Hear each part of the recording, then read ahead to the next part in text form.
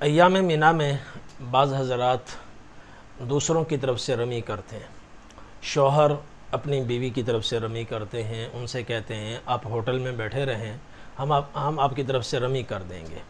یاد رکھیں معمولی عذر کی وجہ سے دوسرے کی طرف سے رمی کرنا، کنکریاں مارنا شیطان کو، یہ جائز نہیں ہے.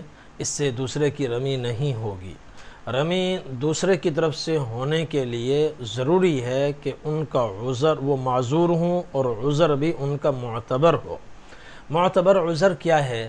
معتبر عذر یہ ہے کہ وہ جس کی طرف سے رمی ہو رہی ہے، کنکریاں ماری جا رہی ہیں، بیوی ہو یا بوڑھے والدین ہوں، وہ اس قدر کمزور ناتواں ہوں کہ بیمار ہوں کہ کھڑے ہو کر نماز نہ پڑھ سکتے ہوں، ایک عذر.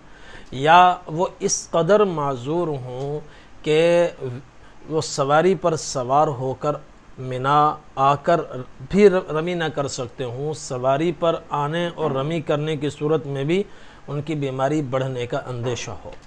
یا تیسری صورت یہ ہے کہ سواری پر تو سوار ہو سکتے ہوں مگر وہ ان کے پاس سواری کا انتظام نہ ہو، پیدل آ نہ سکتے ہوں، سواری کا انتظام ہوتا نہ ہو.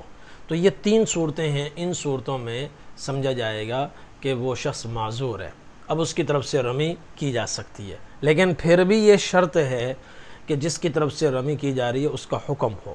وہ کہے، فون پر کہے یا آمنے سامنے کہے کہ آپ رمی کرنے جا رہے ہیں، میری طرف سے بھی آپ رمی کر لیجئے گا.